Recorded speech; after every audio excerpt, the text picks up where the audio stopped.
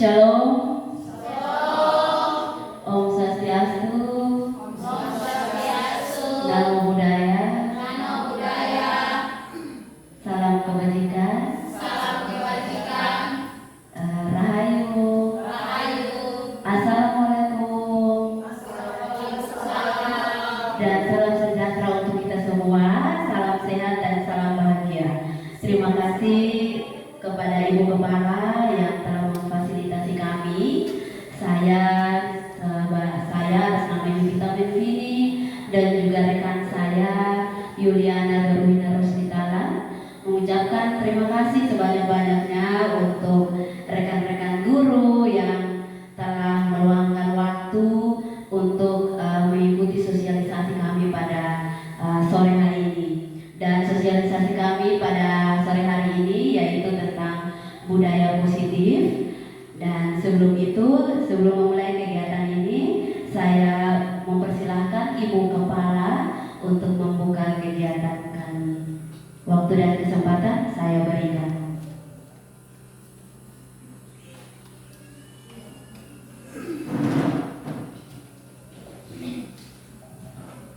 Baik, salam. Karena kita sekolah Kristen, jadi saya menyapa dengan salamnya. Pertama saya mengucapkan terima kasih buat Ibu Yunda serta Bayu yang telah memiliki praktek baik untuk diterapkan di sekolah kita. Dan saya berharap bahwa praktek baik seperti ini yang sudah beliau berdua dapatkan selama pendidikan itu bisa terus diterapkan di sekolah ini, ya. Dan memang kita tahu bahwa namanya budaya disiplin berarti itu merupakan suatu karakter yang perlu kita bangun di dalam diri kita masing-masing, dan dari diri kita itulah kita bisa menerapkan itu kepada para siswa. Dengan demikian maka ketika adanya suatu budaya positif yaitu budaya disiplin dalam diri anak-anak dan juga dalam diri kita mentor, maka itu akan menjadi bekal dasar bagi anak-anak ketika mereka akan selesai dari suatu bangku pendidikan. Ya, karena kita tidak tahu anak-anak ke depannya itu apakah mereka ada yang melanjutkan ataupun mereka hanya sampai di situ saja, dan mungkin ada yang bisa langsung masuk saja, kita tidak tahu, ya. Nah, dengan demikian maka saya berharap bahwa semoga kegiatan yang akan dilaksanakan di siang hari ini dengan tema diseminasi budaya positif yang akan dibawakan oleh Ibu Yuda dan juga Ibu Ayu bisa berdampak bagi kita mentor untuk kita terapkan di bangku pendidikan, khususnya di SMA Pres Kristen Rehoboth Obelo. Tanpa memperpanjang waktu, di dalam nama Bapa, Anak dan Roh Kudus, dalam nama Yesus, saya membuka kegiatan pada siang hari ini.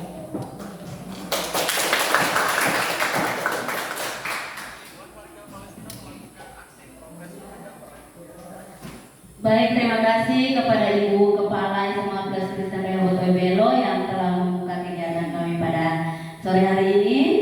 Dan kegiatan kami ini akan kami bagi dua. Di pemaparan materi yang pertama akan dibawakan oleh saya sendiri, dan materi yang kedua akan dibawakan oleh rekan saya yaitu Ibu Yuliana Darwina Roslitalan. Sebelum itu kami menjelaskan dulu, kami adalah calon guru penggerak angkatan 9 dari Kabupaten Kupang yang mewakili sekolah kita. Baik, terima kasih. Sebelum kita memulai kita punya kegiatan ini, saya mau mengajak guru-guru serta Ibu Kepala bangkit berdiri dulu. Kita mau buat pemanasan dulu, ya. Ya, baik. Di sini nanti teman-teman bisa menyanyi bersama saya juga. Minta maaf tidak ada ini. Jadi breakingnya seperti ini. Duduk senang, berdiri senang. Jadi kalau saya bilang duduk senang, teman-teman boleh duduk senang, berdiri senang, berjalan-jalan mencari teman, jalan-jalan. Kalau saya bilang berjalan-jalan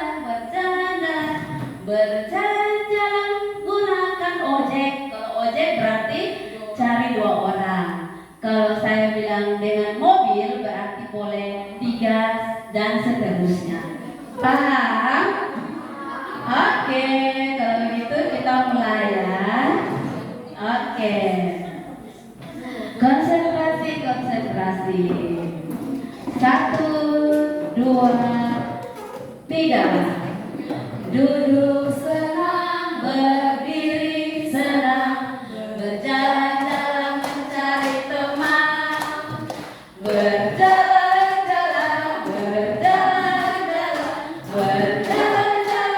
naik ojek. Naik ojek 2 orang, tidak boleh GTO. Tidak boleh GTO, nanti ditilang polisi. Tidak boleh. Oke, belum fokus. Kita ulangi sekali lagi. Jadi naik ojeknya itu harus berdua, tidak boleh GTO, tidak boleh sendiri. Oke, sekali lagi, konsentrasi. 1, 2, berjalannya bebas ya sambil cari teman. 1, 2, 3. Duduk senang, berdiri senang, berjalan-jalan mencari teman, berjalan-jalan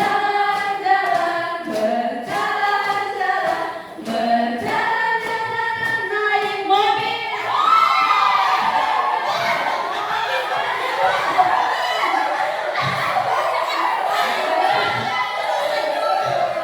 Oke, tepuk tangan untuk kita semua. Oke, silakan duduk kembali teman-teman guru yang hebat.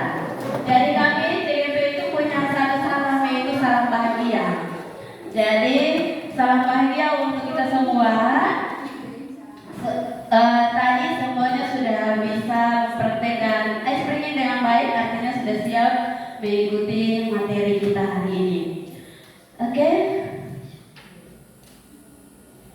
Ya, materi kita hari ini tentang budaya positif. Kenapa kami mensosialisasikan hal ini? Supaya kita di Sekolah Kristen Rehoboth Oebelo memiliki tindakan positif yang sama, baik itu terhadap guru-guru dan juga anak didik kita.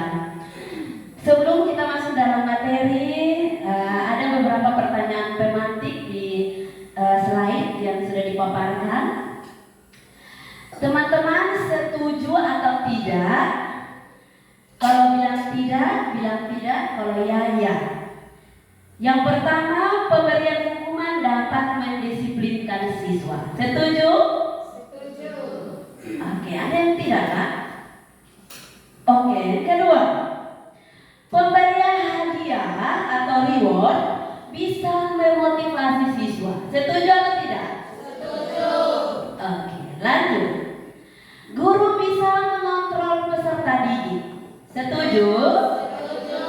Ya, lanjutkan. Seorang guru harus mampu memberikan solusi bagi siswanya. Setuju? Setuju. Wah, kayaknya ini yang sudah dialami oleh teman-teman guru, sudah makan banyak garam. Baik. Materi kita hari ini ada beberapa poin. Yang pertama, disiplin positif dan nilai kebajikan universal. Kemudian teori motivasi, hukuman, penghargaan, dan restitusi. Yang berikut keyakinan kelas. Yang berikut kebutuhan dasar manusia dan dunia berkualitas. Restitusi yaitu ada 5 posisi kontrol. Dan yang terakhir ada restitusi, yaitu segitiga restitusi. Pasti ada hal-hal yang masih baru tapi sebenarnya sudah kita lakukan, tapi belum kita ketahui. Oke, lanjut. Ya, perubahan paradigma belajar ini tentang teori kontrol. Yang pertama, ilusi bahwa guru mengontrol murid. Yang kedua, ilusi bahwa semua penguatan positif efektif dan bermanfaat. Yang berikut, ilusi bahwa kritik membuat orang merasa bersalah dan dapat menguatkan karakter. Yang terakhir, ilusi bahwa orang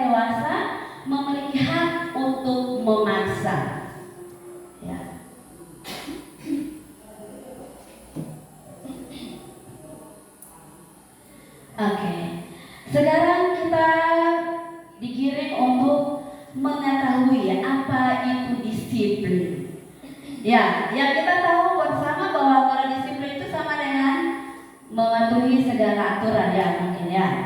Ya, jadi seseorang yang memiliki disiplin berarti mereka bisa bertanggung jawab apa yang dilakukan mereka, karena mereka mendasarkan tindakan mereka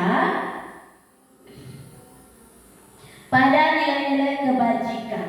Ya, nilai-nilai kebajikan, Bapak Ibu, rekan guru dan juga Ibu Kepala.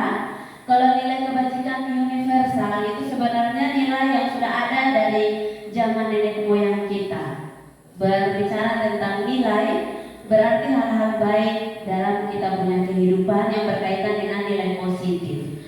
Contohnya mandiri, bertanggung jawab, kemudian rendah hati, menghargai orang lain, itu adalah contoh dari nilai-nilai positif, nilai-nilai kebajikan. Nah, nilai-nilai kebajikan ini adalah sifat manusia, sifat positif yang merupakan tujuan mulia yang ingin dicapai. Dan ini sesuai dengan profil pelajar Pancasila yang sudah digaungkan pada kurikulum Merdeka. Ya, lanjut.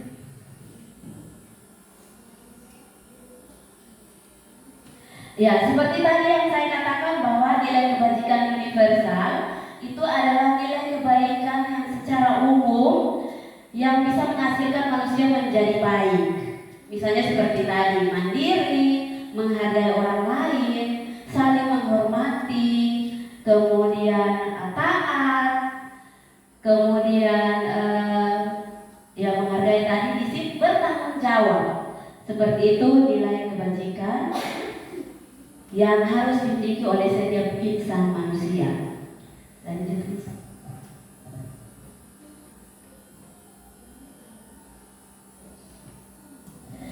Baik, tanpa kita sadari, sebenarnya kita manusia ini memiliki 3 motivasi.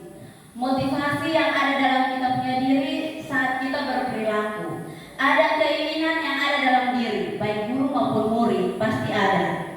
Itu secara alamiah. Yang pertama, kita melakukan sesuatu karena ingin menghindar dari rasa nyaman, ketidaknyamanan dan hukuman. Kita melakukan sesuatu untuk menghindar dari hukuman dan ketidaknyamanan. Setuju kok? Mungkin Bapak Ibu guru pernah merasakan waktu sekolah juga ya. Ya, yang kedua, kita melakukan sesuatu karena mau dapat imbalan. Nah, kalau yang kedua poin 1 dan 2 ini adalah motivasi eksternal, motivasi dari luar. Tidak mau dapat hukuman, kemudian mau dapat sesuatu dari apa yang dilakukan. Yang ketiga adalah untuk menjadi orang yang mereka inginkan dan menghargai diri sendiri dengan nilai-nilai yang dipercaya. Artinya, seseorang melakukan sesuatu itu karena dasar dorongan dari dalam diri. Nah, ini adalah nilai yang ada, internal. Nah, dari perilaku positif atau ya kebiasaan positif itu yang ingin ditanamkan kepada anak-anak kita adalah bagian ketiga. Mereka melakukan sesuatu bukan karena takut dapat hukuman, bukan juga karena mau dapat sesuatu, tapi karena sudah ada kepekaan dari dalam diri mereka untuk melakukan sesuatu. Dan tidak dipungkiri kalau kita punya anak masih punya 3 ini. Ada mungkin 1-2 orang yang hanya ada dalam diri dia sadar. Misalnya, Miss Yunda teriak Fajar, satu halaman dulu sudah lihat kotor kita cuek saja. Itu masih memiliki motivasi eksternal. Kalau sudah memiliki motivasi internal, tanpa guru suruh juga, dia lihat kelas berantakan, dia langsung bereskan. Tanpa guru menyapa dia duluan, selamat pagi Gabriel, dia sudah duluan. Selamat pagi Miss, selamat pagi Mister, gitu ya. Nah, teman-teman guru semua pasti menginginkan anak yang seperti ini toh. saya juga sama, mau sekali menginginkan anak yang seperti itu. Apalagi di zaman sekarang yang sangat susah, sangat minim nilai karakter. Oke, selanjutnya Miss. Baik, di sini ada 5 kebutuhan dasar manusia. Manusia saya, bahkan murid-murid, bahkan rekan guru semua. Yang pertama, manusia itu ingin punya keinginan, punya kebutuhan dasar, yaitu kebutuhan untuk bertahan hidup. Bertahan hidup, misalnya mencari nafkah dan sebagainya. Yang kedua, manusia itu butuh kasih sayang. Dia butuh dicintai dan disayangi. Makanya ada orang bilang kurang kasih sayang, karena memang kebutuhan dasarnya belum terpenuhi.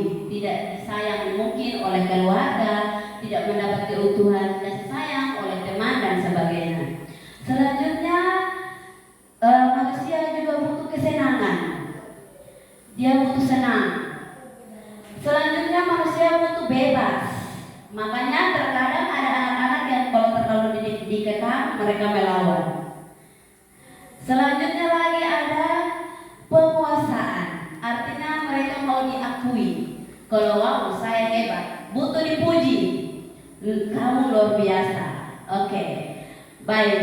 Dari 5 kebutuhan dasar ini pasti guru-guru sudah bisa membayangkan apa yang ingin saya maksudkan. Ya. Posisi kontrol restitusi. Sebelum itu saya mau jelaskan dulu restitusi itu apa, karena ada teman-teman yang bilang ini apa itu restitusi ya. Jadi restitusi itu adalah proses menciptakan kondisi bagi siswa untuk memperbaiki kesalahan mereka sehingga mereka bisa kembali pada kelompok mereka dengan karakter yang lebih kuat. Di sini ada kata memperbaiki, artinya tidak merusak. Kita memotivasi supaya ketika anak-anak kembali kepada masyarakat punya hal baik yang dia bawa. Nah, di sini ada beberapa pendekatan. Pendekatan itu ada yang pertama penghukum. Seperti awal tadi teman-teman bilang kalau menghukum anak berarti anak-anak bisa disiplin. Itu salah satu pendekatan.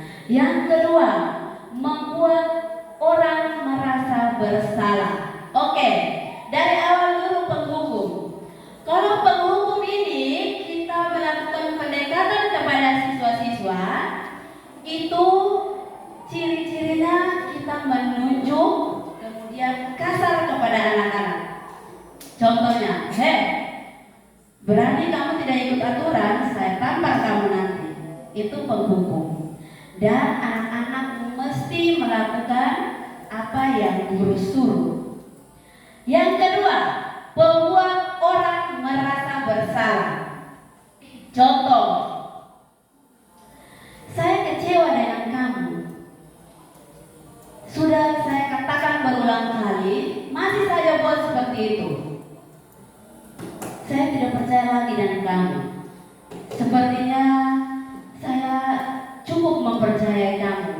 Itu membuat rasa bersalah, membuat anak seolah-olah tersudut karena dia buat salah. Jadi kita mulai pakai bahasa seperti itu untuk membuat dia rasa bersalah. Selanjutnya, pendekatan teman. Pendekatan teman ilustrasinya, ayolah, buat itu PR sudah. Kasihan ibu, kamu sangat kasihan ibu kok ibu teriak dari pagi nih. Ayo kerja sayang ya. Oke, itu teman. Selanjutnya ada pemantau. Pemantau itu seperti ini contohnya. Hei Kader, kau buat apa itu? Kenapa bolos? Tahu tidak? Kita punya aturan. Pulang jam berapa? 3:30. Nah itu toh, kamu tahu. Terus kenapa kamu buat? Ya itu contoh pemantau. Selanjutnya ada manajer. Manajer ini sebelum kita menjudge anak, kita tanya dulu apa alasan dia buat seperti itu. Kamu kemarin terlambat ya, kenapa? Atau kamu bolos ya, kenapa? Pasti kamu ada alasan.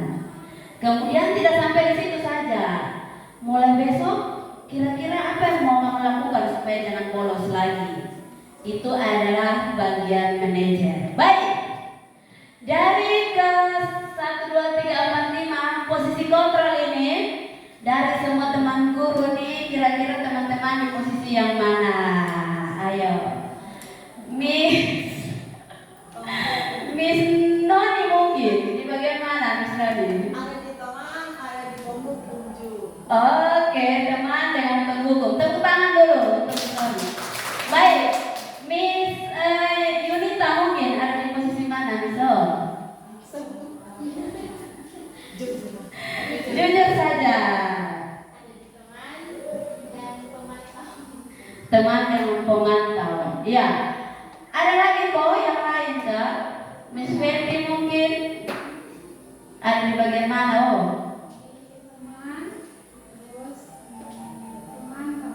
Pemantau. Miss Priska? Bisa, sangat bisa. Teman dengan manajer. Oke, baik, tepuk tangan untuk kita semua. Ya, sebenarnya tanpa kita sadari, sebelum saya sosialisasi ini juga sebenarnya teman-teman sudah buat semua ini. Ada juga yang sudah buat manajer, tapi belum sepenuhnya. Nah, dari budaya positif yang mau ditekankan untuk kita adalah kita mau mempraktekkan yang namanya manajer ini. Jadi penghukum, pembuat rasa bersalah, teman, pemantau itu salah. Tidak boleh lagi kita buat, tinggalkan. Karena kalau misalnya penghukum kita lakukan, anak-anak bisa melakukan tindakan kempes ban, coret-coret kita punya motor, karena anak-anak marah. Kemudian keluar pomat kami, ya toh, benar toh? Ya. Kemudian kebanyakan kita ibu-ibu ini membuat merasa bersalah. Saya juga salah satunya. Karena mulut lebih kuat dari fisik. Iya ya, teman-teman, betul toh? Iya. Terkadang kita melakukan pendekatan teman, tapi sebenarnya kita menyerang juga dengan kata-kata. Lu nih orang, kamu nih orang sudah bilang berulang-ulang kali, beban sekali. Iya. Nah, kurikulum mereka tidak mengharuskan kita melakukan pendekatan yang 4 ini. Penghukum, pembuat bersalah, teman, pemantau. Harus manajer. Dan teman-teman perlu melakukan itu ke depan. Tapi itu kalau hal yang biasa. Kalau misalnya anak-anak pergi membunuh, tidak perlu pakai manajer. Baik anak, kamu tadi membunuh orang ya? Berapa orang kau bunuh? Ya, ibu dulu begitu juga. Tidak boleh ya. Ya, jadi yang manajer ini seperti kenakalan-kenakalan remaja pada umumnya. Anak-anak melawan kok atau bolos kan, kita bisa pakai ini. Kalau mencuri dengan membunuh tidak boleh. Kita ya disiplinkan atau panggil polisi lah kalau bisa ya. Oke. Selanjutnya. Oke, ini ada sebuah ilustrasi tentang penghukum. Teman-teman silakan disimak.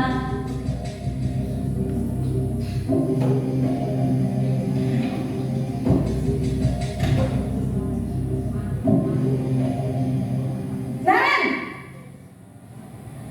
sini kamu. Selamat pagi, Bu. Selalu terlambat. Kamu deh, pasti terlambat. Maaf, Bu. Saya Apa? Apa coba? Alasan kamu apa lagi? Kapan sih kamu tidak terlambat? Malas sekali ya kamu jadi anak. saya Dasar pemalas.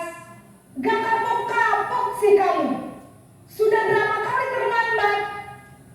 Sana, kamu keliling lapangan basket 2 kali. kenapa saya harus ke lapangan basket, Bu? Kenapa? Kamu melawan ibu? Berani-beraninya jawab. Sudah terlambat, masih berani jawab enggak? Sekarang, keliling lapangan basket 5 kali sekalian. Biar kapok. Cepat. Pergi sana ke lapangan basket.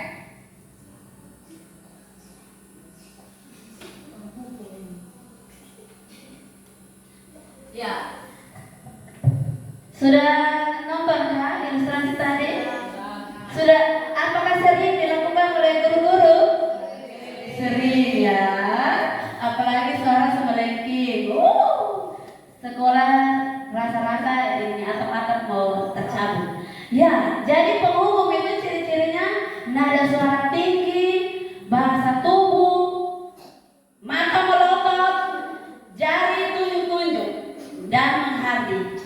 Nah, dampak dari penghukum ini, kemungkinan murid marah, mendendam, dan bersifat agresif. Bisa jadi dia dikasih pecah itu tong-tong sampah. Bisa jadi sesudah kembali duduk, murid tersebut akan mencoret-coret buku atau meja tulisnya. Lebih buruk lagi, sepulang sekolah, murid melihat motor atau mobil bapak ibu guru dan akan menggores kendaraan tersebut dengan paku. Ya, itu penghukum. Ya, lanjut. Ya, oke. Selanjutnya pembuat merasa bersalah.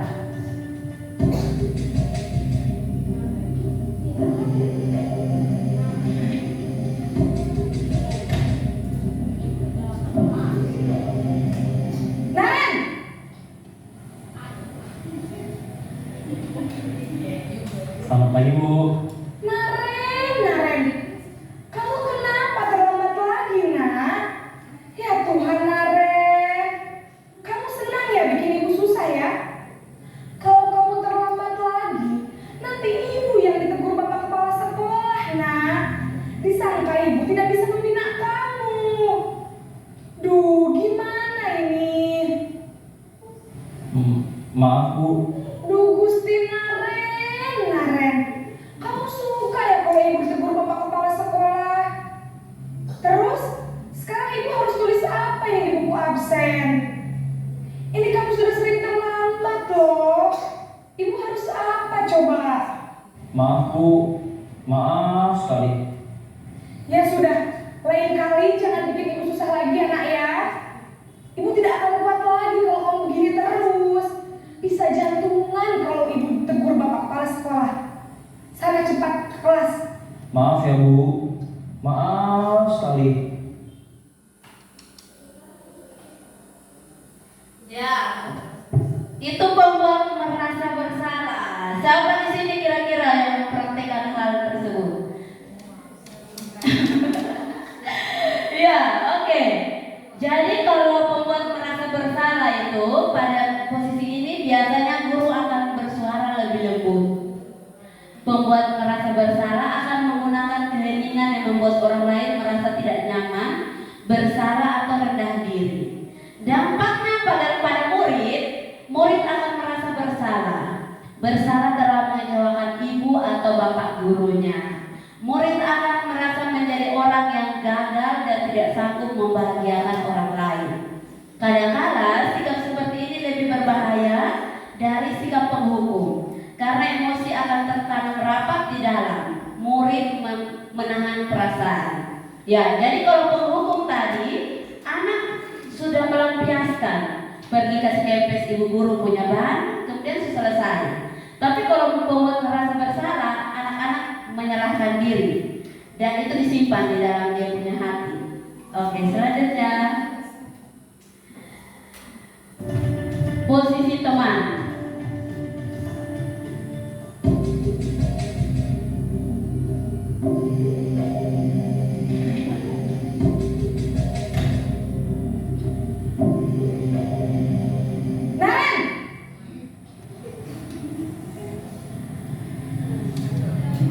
Selamat pagi Bu. Wah, sudah jam berapa ini nak? Terlambat lagi ya sayang. Iya Bu. Habis ibu saya lupa bangunkan saya Bu. Kamu malah menyalahkan ibu kamu. Kamu bukannya anak yang larinya paling kencang. Kok terlambat sih? Iya Bu. Saya memang terlambat bangun tadi. Jadi biarpun saya lari kencang, tetap gak kekejar Bu.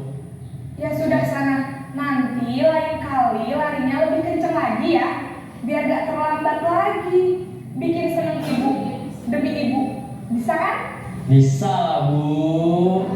Ya sudah, sana masuk kelas. Ibu beresin urusan absen kamu. Kamu ini ada-ada saja. Ya, posisi teman. Siapa yang melakukan posisi ini? Coba bayangkan wajah murid-murid kita. Ya, pada posisi ini guru tidak akan menyakiti murid, namun akan tetap berupaya mengontrol murid melalui persuasi. Posisi teman pada guru bisa negatif ataupun positif.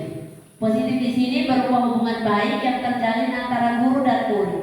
Hal negatif dari posisi teman adalah bila suatu saat guru tersebut tidak membantu, maka murid akan kecewa dan berkata, murid merasa dikecewakan dan tidak mau lagi berusaha.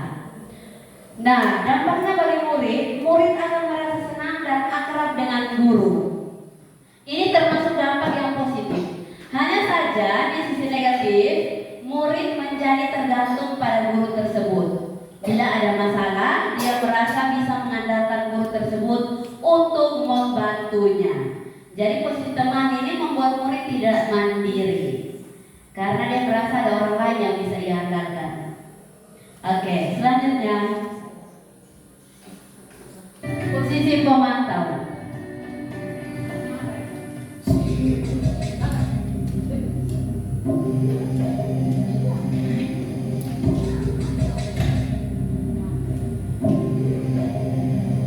Naren!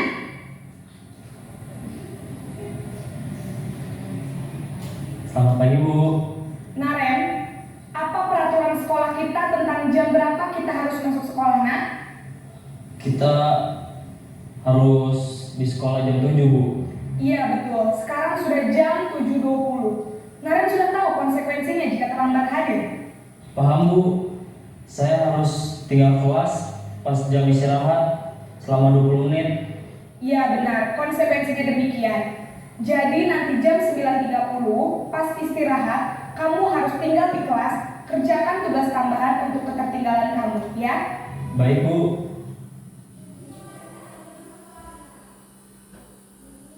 Oke, dari ilustrasi tadi, pemantau ini artinya mengawasi. Pada saat kita mengawasi, kita bertanggung jawab atas perilaku orang-orang yang kita awasi. Posisi pemantau berdasarkan pada peraturan-peraturan dan konsekuensi. Nah, dampaknya bagi murid memahami konsekuensi yang harus dijalankan karena telah melanggar salah satu peraturan sekolah. Guru tidak menunjukkan suatu emosi yang berlebihan, menjadi marah atau membuat merasa berbuat salah. Oke. Selanjutnya posisi manajer.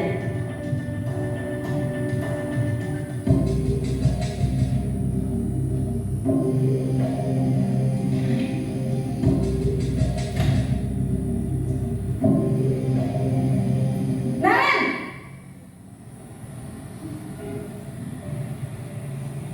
Selamat pagi, Bu. Selamat pagi, Naren. Maaf, Bu. Saya terlambat. Iya, sekolah masuknya jam 7, sekarang sudah jam 7.20. Jadi sekarang bagaimana ini, Naren? Maaf, Bu. Saya lupa setel alarm saya semalam. Baiklah, menurut kamu, keyakinan sekolah yang mana yang perlu kamu tingkatkan? Menghargai diri sendiri dan orang lain mungkin, ya, Bu. Setuju. Jadi, apakah Naren meyakini prinsip saling menghormati tersebut? Iya, Bu. Saya meyakininya. Apakah Naren bersedia memperbaiki masalah keterlambatan ini? Bersedia, Bu. Bagaimana kamu akan perbaiki masalah keterlambatan ini? Saya akan coba untuk tidak lupa menyetel alarm saya, Bu. Baik, kalau Naren lupa menyetel alarm di rumah, ada orang yang kira-kira bisa bantu mengingatkan tidak? Ada, Bu. Kakak saya, Kak Emma. Ada lagi selain Kak Emma? Selain Kak Emma, ada ibu saya. Baik, jadi yang mengingatkan Naren adalah Kak Emma dan ibu kamu, ya? Kira-kira akan mulai setel alarm kapan nih, Naren?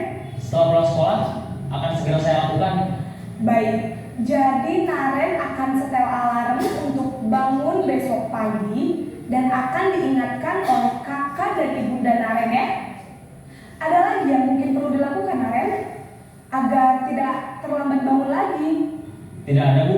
Baik Naren, terima kasih untuk kerjasama kamu.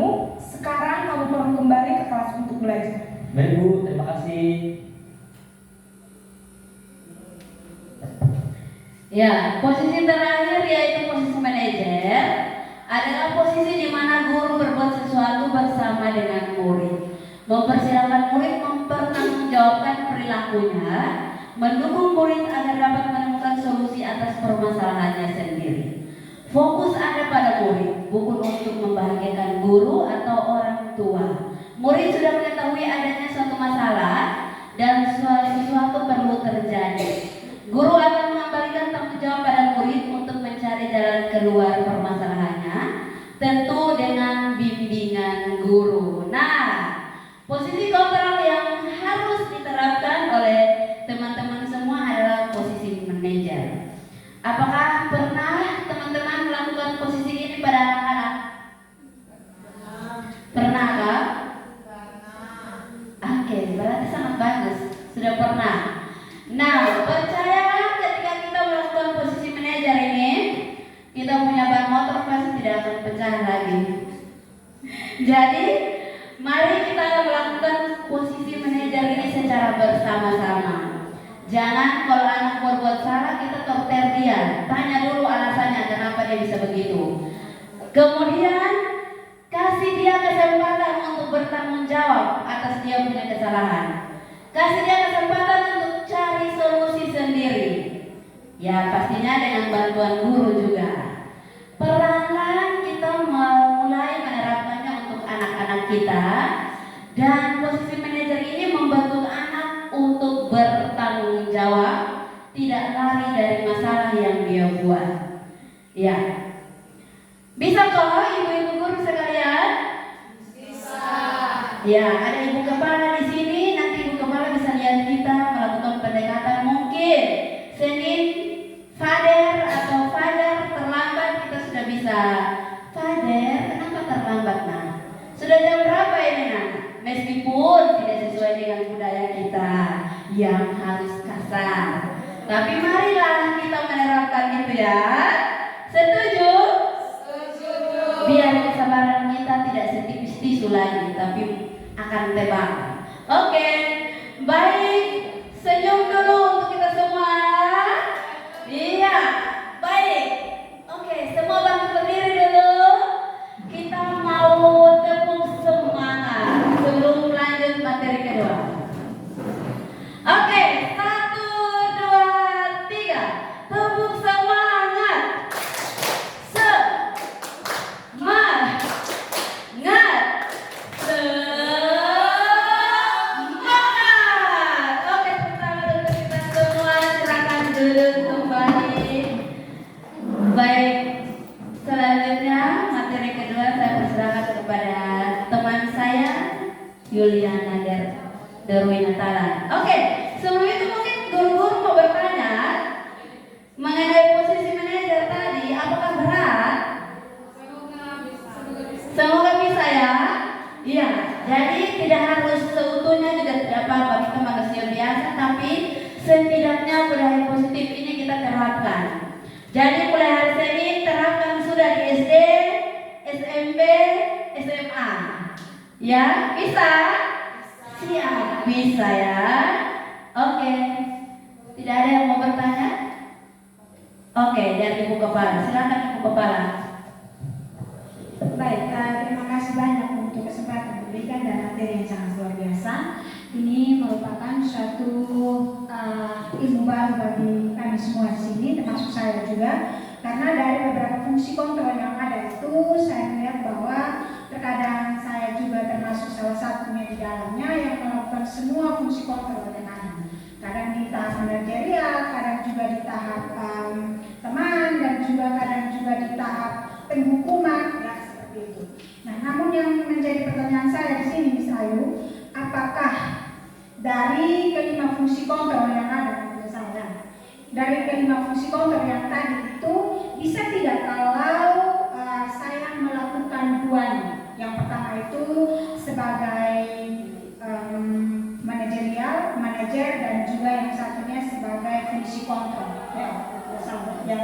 yang Pak ya pemantau. Bisa tidak kalau dua hal itu dilaksanakan? Karena saya melihat bahwa sepertinya untuk yang keempat itu juga dia memiliki budaya positif ketimbang yang 1, 2, dan 3. Karena kalau yang keempat itu kan ketika saya melihat dampaknya itu tidak seberat yang 1, 2, dan 3. Jadi bisa tidak kalau misalnya di suatu lembaga itu yang saya lakukan itu 2 fungsi kontrol yang tadi 4 dan 5. Jadi bukan berarti bahwa hanya 4, 5 saja, tetapi bisa 4 dan 5. Bagaimana menurut Miss Ayu? Karena namanya sebagai manusia, jadi saya juga memiliki keterbatasan. Ya, terima kasih Miss.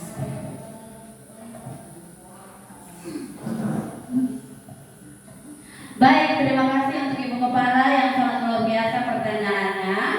Kata Ibu Kepala, bisa tidak pakai dua-dua, misalnya pemantau dengan manajer.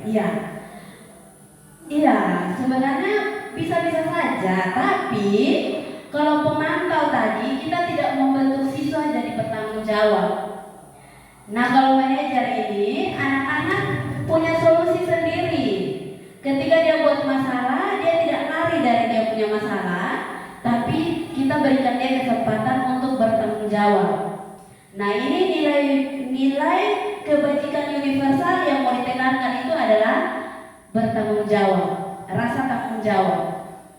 Jadi kalau misalnya pemantau, kalau tadi kan di posisi manajer juga kalau pemantau itu dia tanya kan, sudah jam berapa ini? Kamu kenapa terlambat? Iya. Tetapi pemantau itu tidak seutuhnya memberikan pendekatan yang baik bagi anak. Jadi kalau bisa manajer saja, karena manajer sudah mencakup semua. Tapi tidak menghukum secara fisik ya, tapi menanyakan alasan kepada anak-anak. Jadi sebaiknya kita melakukan yang manajer saja. Seperti itu Ibu Kepala. Oke, boleh. Atau bisa tambahkan? Oh iya, boleh ditambahkan oleh teman saya Miss Juliana sebelum disanggah oleh Miss Kepala.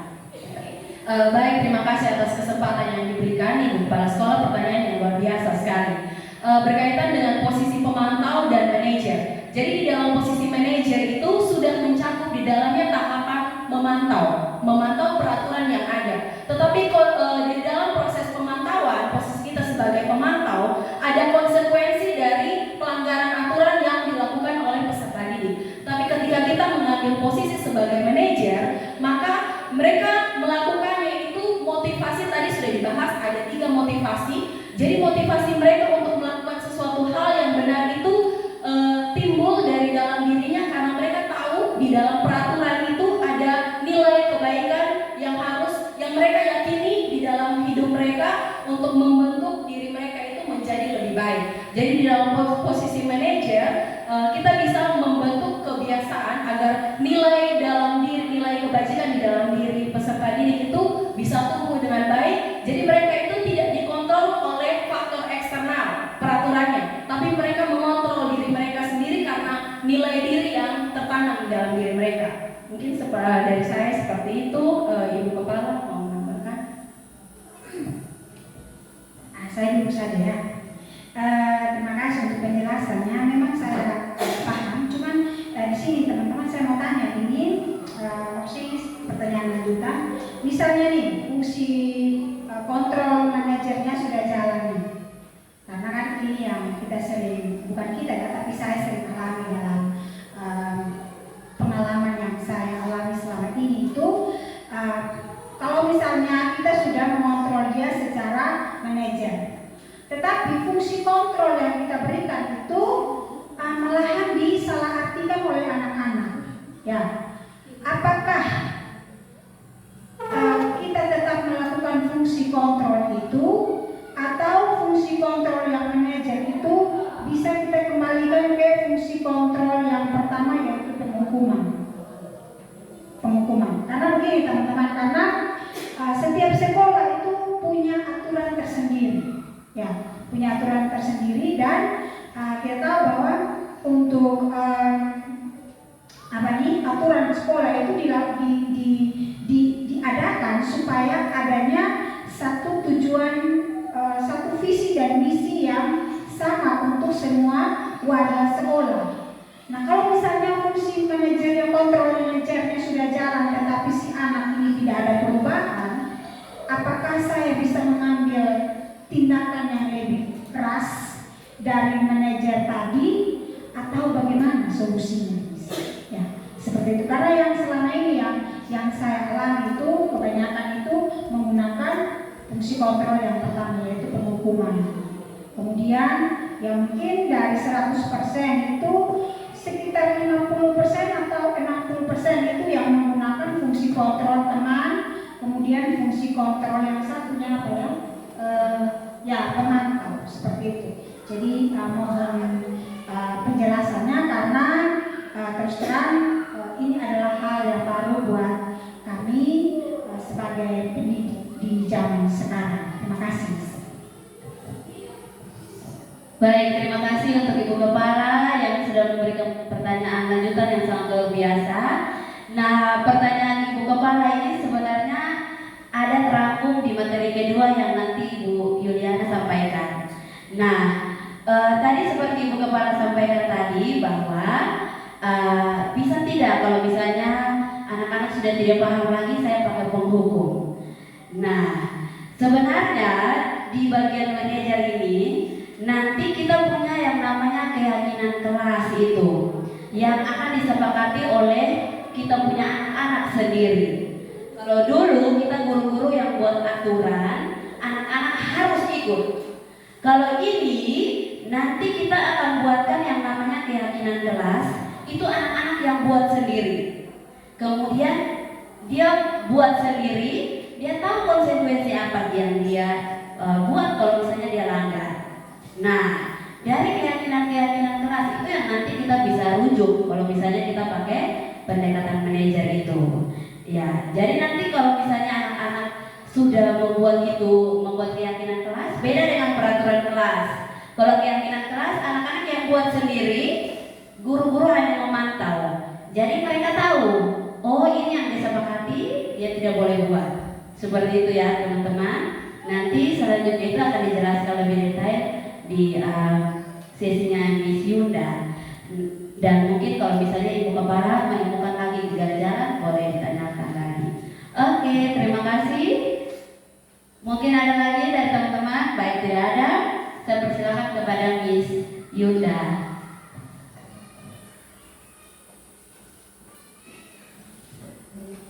Baik, terima kasih atas kesempatan yang diberikan Miss Ayu. Kita berikan tepuk tangan buat Miss Ayu yang sudah menyampaikan materi yang pertama berkaitan dengan disiplin positif, kemudian nilai-nilai kebajikan universal, 5 kebutuhan dasar manusia, dan juga posisi kontrol guru.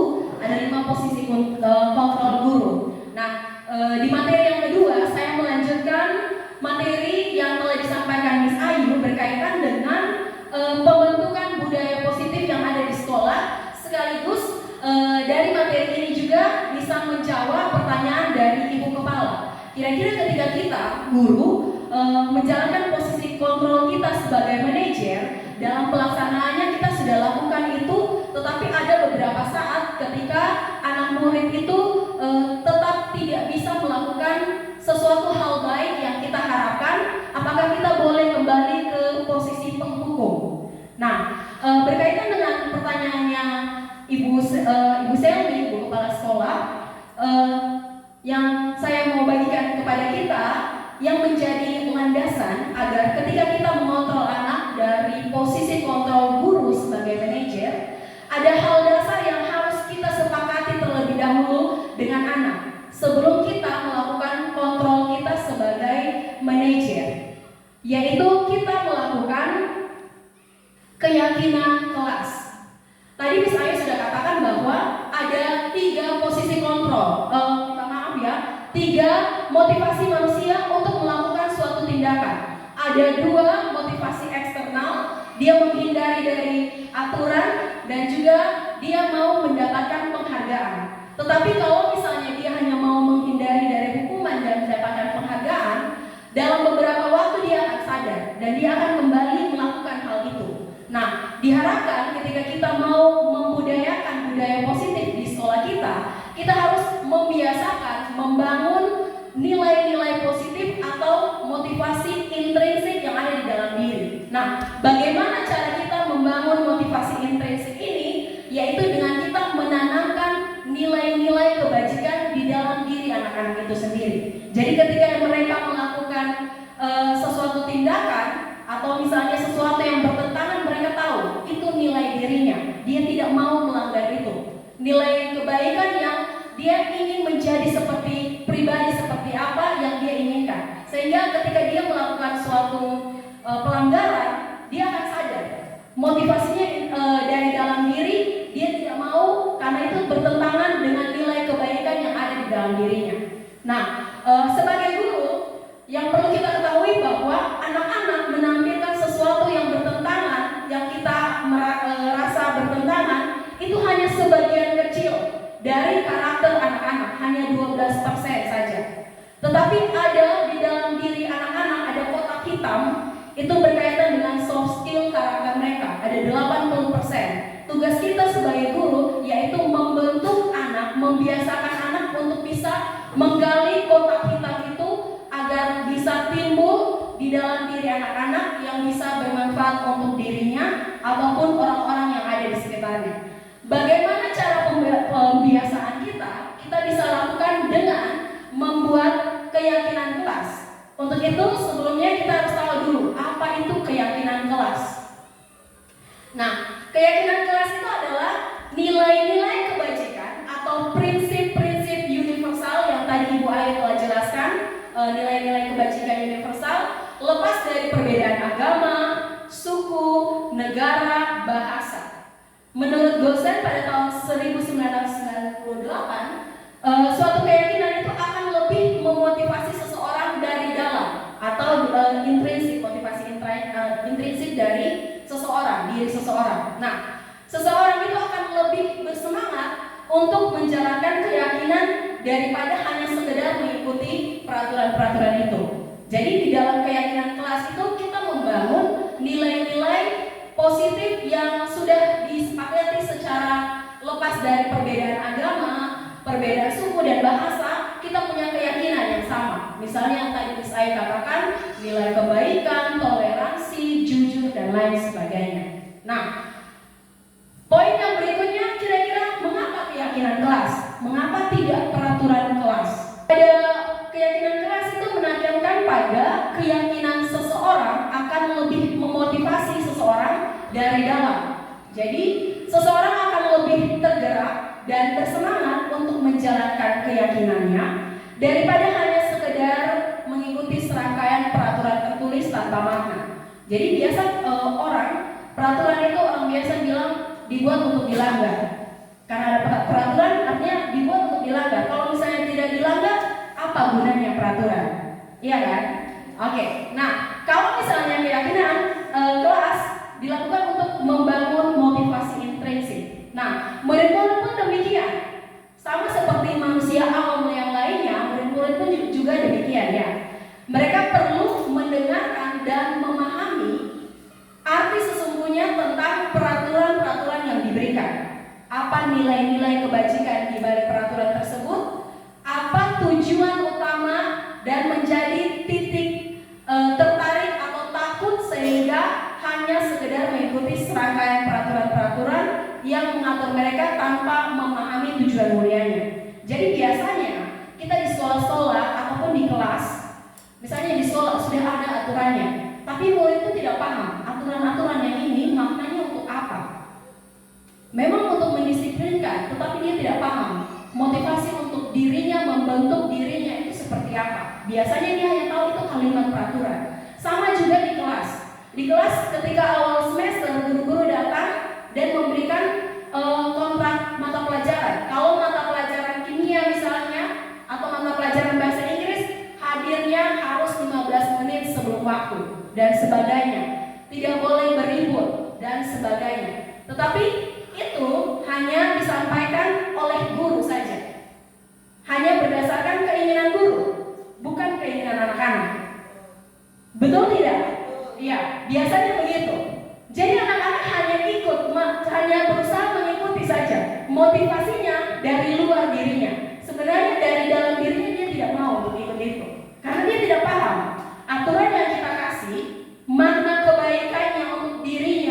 membentuk dirinya itu apa? Mari kita lihat selanjutnya. Baik, di sini ada beberapa kalimat keyakinan kelas yang bisa kita buat dengan anak-anak. Yang pertama, selalu bersikap positif, senantiasa menjadi diri terbaik, percaya dan menghormati orang lain serta barang miliknya, kemudian berkomitmen terhadap setiap tugas dan senantiasa membantu. Nah, yang saya mau share di sini, tahapan kita membuat keyakinan kelas, sebelumnya kita harus bukan hanya dari satu pihak saja. Kalau kita mau buat keyakinan kelas, misalnya untuk mata pelajaran fisika, maka ada kesepakatan, namanya saja kesepakatan. Berarti ada kesepakatan dua belah pihak antara guru fisikanya dan murid-muridnya. Tahapannya, pertama kita bisa mengajak diskusi anak-anak untuk bisa mengajukan peraturan-peraturan yang mereka mau sepakati. Jadi kita kumpulkan peraturan-peraturan dari mereka, dari kita sendiri, kemudian kita akomodir dan kita memilih aturan-aturan yang relevan yang bisa kita pakai. Setelah itu, dari aturan-aturan yang ada, kita bisa mengambil beberapa aturan yang biasanya aturan itu ada kalimat negatif. Benar atau tidak? Dilarang ini atau dilarang itu. Itu merupakan beberapa contoh kalimat negatif. Nah, yang kita mau adalah anak-anak tersugesti untuk melakukan hal yang positif. Jadi, di dalam keyakinan kelas kita harus mengubah kalimat-kalimat negatif itu ke kalimat yang positif. Jadi sudah membudaya anak-anak terbiasa menggunakan kalimat-kalimat yang positif. Jadi dari aturan-aturan yang diberikan anak-anak kita akomodir, kemudian kita seleksi, kita ubah kalimat yang bersifat negatif, kita ubah ke kalimat yang positif. Misalnya, dilarang membuang sampah di kelas. Kita bisa mengubahnya ke dalam kalimat positif. Jadi kalimat positifnya mungkin teman-teman bisa bantu saya. Buanglah sampah pada tempatnya. Jadi anak-anak itu sudah terbiasa dengan kalimat positif. Setelah kita ubah kalimat positifnya, kita mengajak anak-anak untuk mencari nilai kebajikan yang ada di dalam keyakinan kelas itu. Misalnya dari membuang sampah pada tempatnya, kita ajak anak-anak untuk menggali kira-kira keyakinan kelas itu ada nilai positif apa. Jadi kesepakatan ini di awal, bisa di awal tahun pelajaran untuk kita bangun anak-anak keyakinan kelasnya itu ada nilai positif. Kira-kira nilai positif apa kalau misalnya membuang sampah pada tempatnya? Nilai kebersihan ataupun nilai tanggung jawab. Itu yang akan kita bentuk pembiasaan anak-anak menjadi dari kebiasaan itu menjadi budaya di dalam sekolah kita. Setelah kita membimbing anak-anak, menuntun anak-anak mencari nilai positifnya, karena bukan dari kita, anak-anak sendiri yang temukan nilai positifnya dan mereka meyakini itu. Setelah itu kita langsung menetapkan kalimat positif, keyakinan positifnya, dan kita langsung menyepakati dengan anak-anak mencari tahu tugasnya anak-anak dan tugasnya kita guru dalam menjalankan keyakinan kelas tersebut. Setelah kita sudah dapatkan nilai-nilai kebajikan yang ada di dalam kelas. Jadi nilai-nilai kebajikan di dalam kelas itu kalau kita lakukan setiap hari, maka akan membentuk kebiasaan anak untuk membentuk motivasi intrinsiknya, karena mereka punya nilai kebaikan di dalam diri mereka yang mereka yakini. Oke, baik. Nah, di depan itu beberapa dokumentasi dari saya dan Ibu Yudita. Kami telah mencoba melakukan pembuatan keyakinan kelas yang ada di SMA kelas 10, tingkatan kelas 10 SMA Plus Kristen Rehoboth Belo. Langkah-langkahnya itu sama seperti yang tadi saya sudah jelaskan. Jadi karena kesepakatan kelas kita, keyakinan kelas ini dibuat oleh guru dan siswa, maka karena kesadaran itu dan nilai yang ada di dalam keyakinan kelas kelas itu yang membuat kita ketika melanggarnya kita tahu ada nilai-nilai apa yang kita langgar dari nilai diri yang kita punya. Seperti itu. Oke, baik, next. Oke, nah dari keyakinan kelas tadi, biasanya ya melanjutkan dari pertanyaannya Ibu Selmi dan materi dari Bu Yubita, posisi kontrol guru itu ada penghukum, ada dia menjalankan peraturan, karena anak melanggar peraturan maka ada konsekuensinya, dan ada posisi restitusi, membuat anak, mengkondisikan anak, mengkomunikasikan, dan membuat anak itu kembali pada komunitasnya dan merasa menang dan merasa segala sesuatunya telah dia selesaikan. Coba saya ajak teman-teman untuk membaca teks di depan. Saya coba bacakan untuk kita semua. Jadi Irfan kurang menguasai pelajaran matematika, sehingga pada saat pelajaran tersebut berlangsung, dia lebih banyak berdiam diri atau menggambar di buku pelajarannya. Pada saat guru matematika Pak Seno menanyakan pertanyaan ke Irfan menjadi gugup dan tak sengaja menjatuhkan tasnya dari kursi, serta tiba-tiba menjadi gagap pada saat berupaya menjawab. Seluruh kelas pun tertawa melihat perilaku Irfan yang berbicara tergagap dan terkejut. Pak Seno pada saat itu membiarkan teman-teman Irfan menertawakan Irfan yang tergagap dan malu luar biasa, dan malahan minta Irfan untuk maju ke depan dan berdiri di depan kelas sambil menunjuk hidungnya karena tidak bisa menjawab pertanyaan Pak Seno. Kelas makin gaduh dan anak-anak pun tertawa melihat Irfan di depan kelas memegang ujung hidungnya.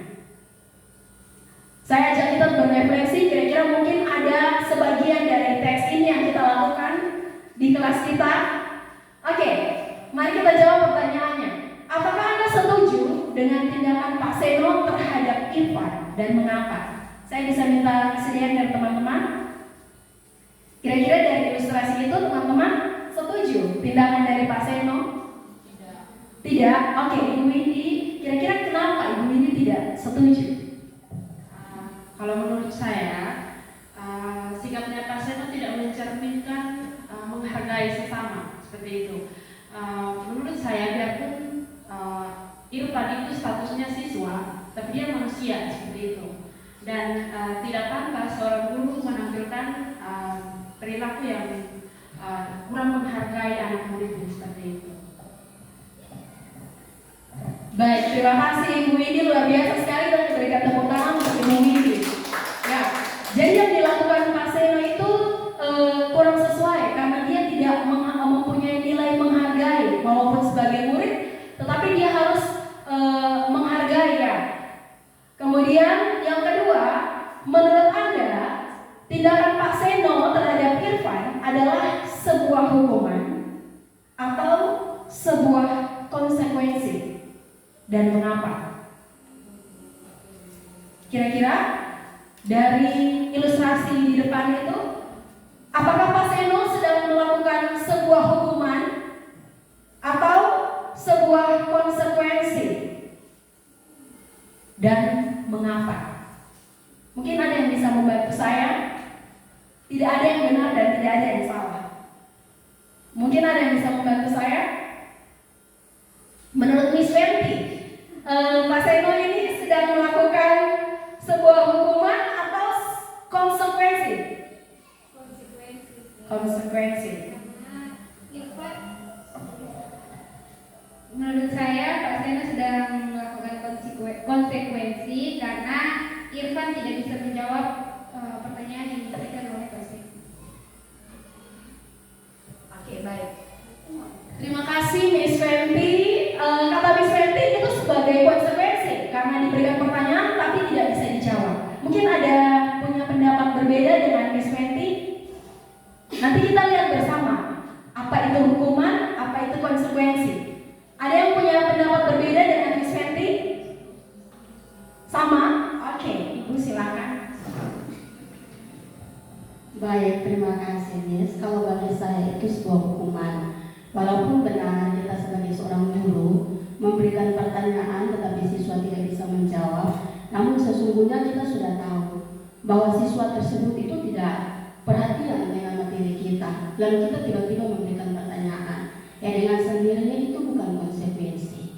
Kita hanya sengaja untuk memberikan pertanyaan supaya timbul hukuman. Terima kasih.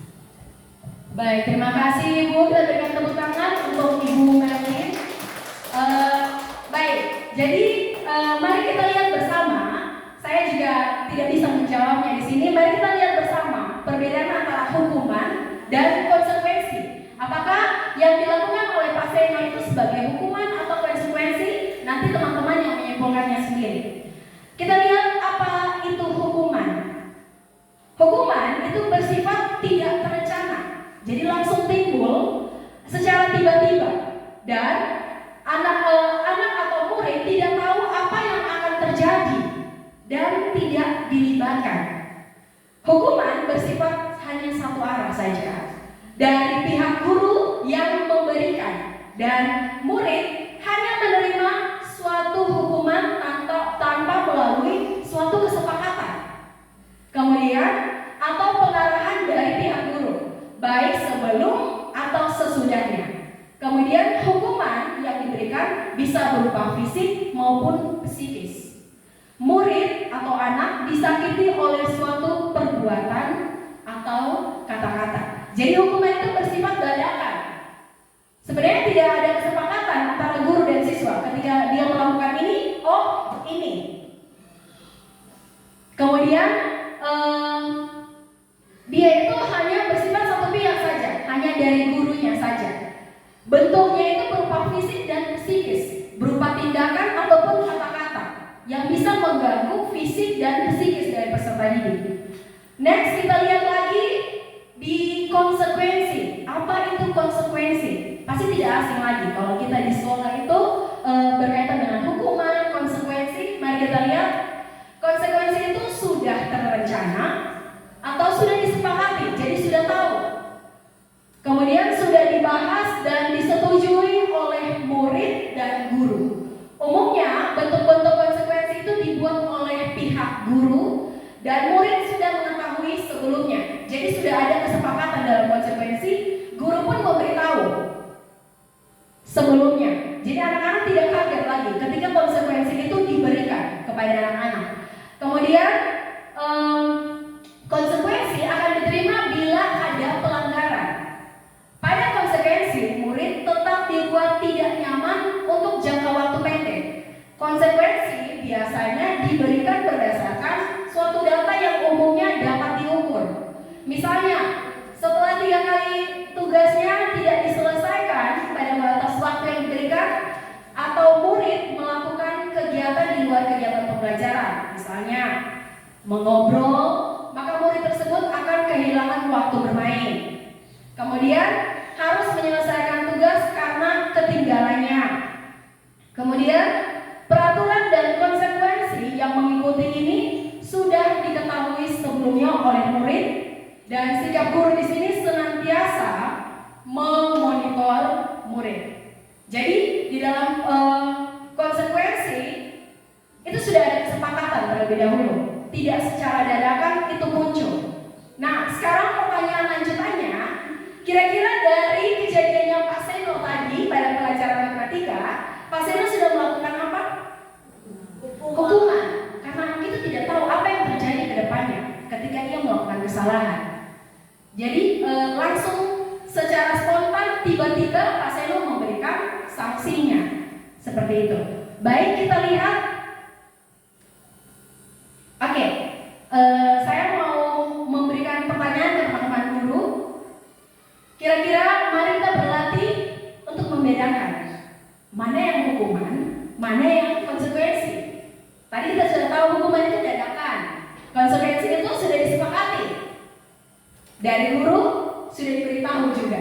Oke, lari mengelilingi lapangan basket, kira-kira itu hukuman atau konsekuensi?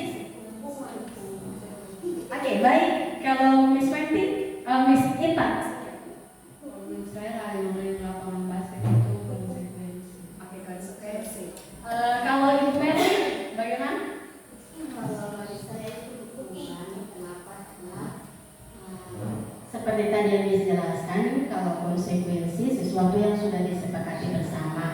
dengan sendiri bahwa di saat kita bersepakat bersama dengan siswa, tidak mungkin sesuatu yang seperti hal fisik itu lari menuju lapangan basket. Tapi kalau misalnya membersihkan coretan yang dibuatnya di meja, ya itu baru konsekuensi. Oke, baik. Sudah langsung menjawab pernyataan yang ketiga ya. Ini saya juga belum tahu. Nanti kita cari sama-sama. Yang kedua, membersihkan coretan yang dibuat di meja itu kira-kira hukuman atau konsekuensi? Ibu Mary? Menurut Ibu Mary bagaimana? Menurut saya itu konsekuensi, karena mungkin sudah ada peraturan sebelumnya jika seseorang menyoret atau menulis di atas meja, otomatis dia sudah membersihkan. Oke, baik. Terima kasih. Sudah kesepakatan. Iya, baik. Terima kasih Bu Mary. Kita lihat selanjutnya ya. Murid diminta untuk push up 15 kali karena terlambat. Oke. Kira-kira itu konsekuensi atau hukuman? Ibu kepala mungkin? Hukuman. Kenapa Ibu kepala katakan itu hukuman? Karena tadi berdasarkan, kalau saya tidak salah ini ya, berdasarkan penjelasan disampaikan bahwa hukuman itu merupakan sesuatu yang dilakukan secara cepat ya, tiba-tiba begitu. Sedangkan kalau konsekuensi itu berarti sudah berdasarkan kesepakatan sebelumnya ya, itu kalau tidak salah yang saya dengarkan. Jadi murid diminta untuk push up itu adalah suatu hukuman bagi saya. Baik, terima kasih Bu Kepala, luar biasa. Kita lanjut ke pernyataan yang ketiga, menggantikan kertas tugas temannya yang sudah dicoret-coret. Kira-kira itu hukuman atau konsekuensi? Konsekuensi. Kita sepakat semua konsekuensi, mari kita lihat. Jadi, lari mengelilingi lapangan basket itu adalah sebuah hukuman karena bersifat fisik dan langsung dadakan saja. Yang membersihkan coretan yang dibuat di meja, konsekuensi murid diminta untuk push up 15 kali karena terlambat, itu hukuman. Kemudian yang keempat, menggantikan kertas tugas teman-temannya yang sudah dicoret-coret, itu adalah sebuah konsekuensi. Nah, saya mau mengajak teman-teman seperti materi yang dibawakan oleh Miss Ayu.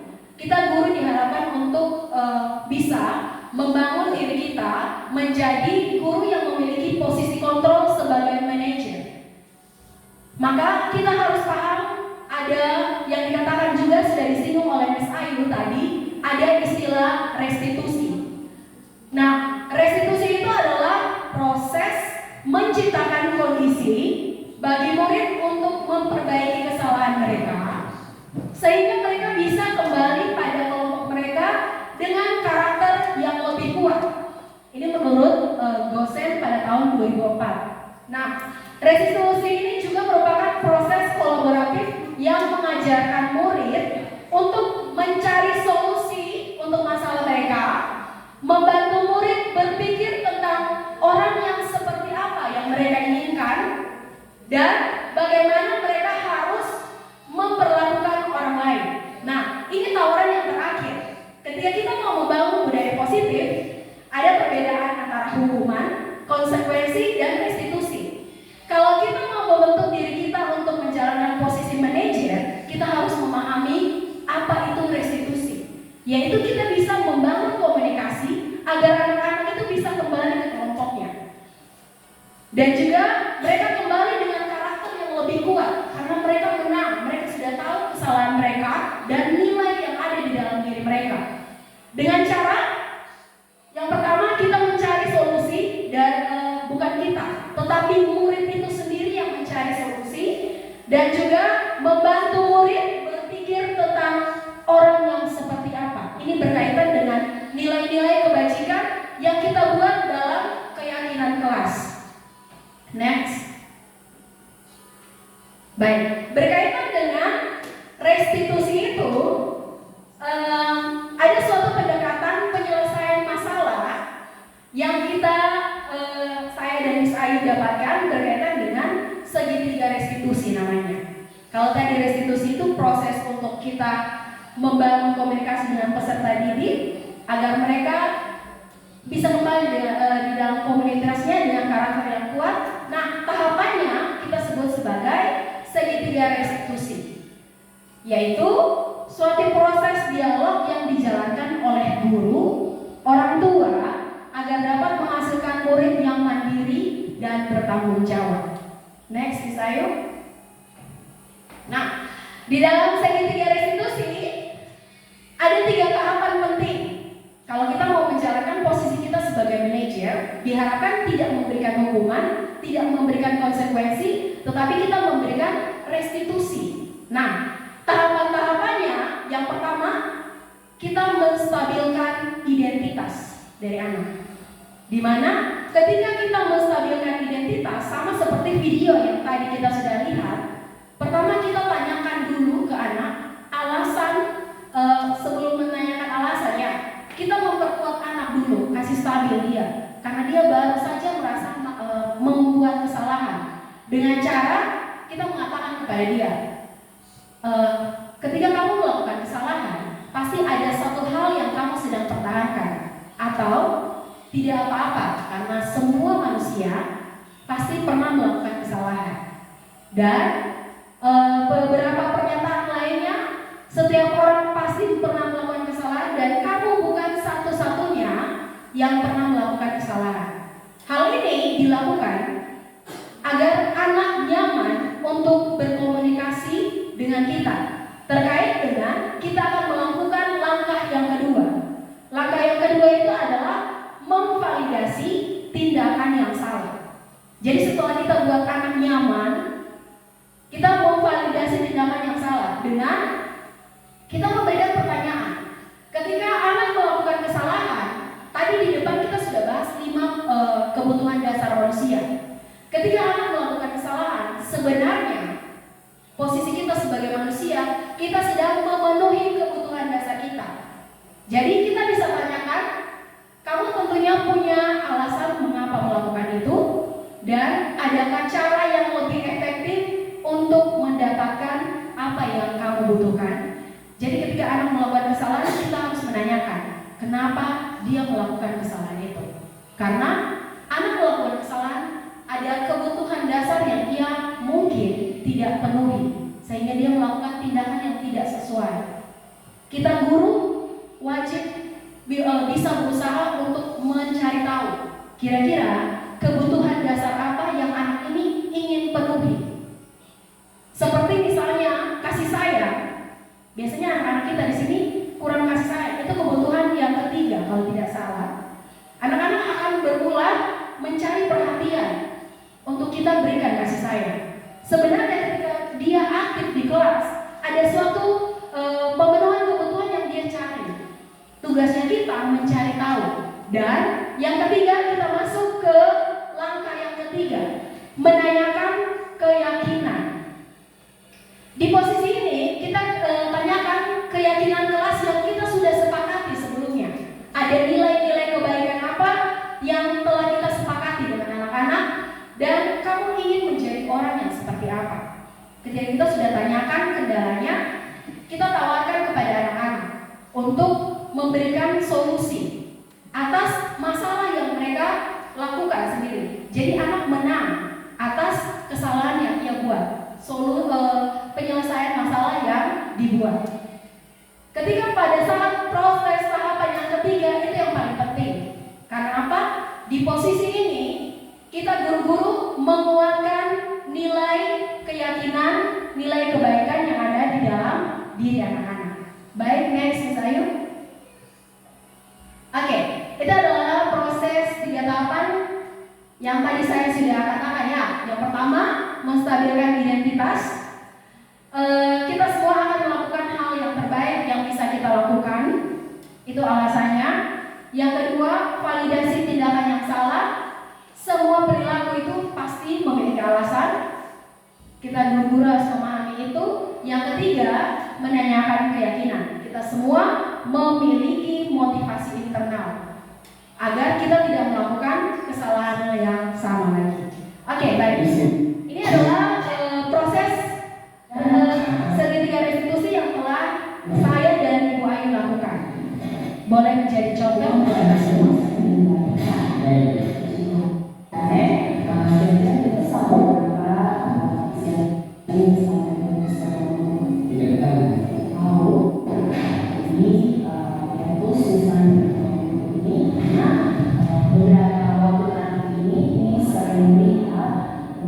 sudah mendapatkan laporan dari IF dan ini bahwa BEPUS ini sering bolos di jam terakhir. Apakah benar itu BEPUS?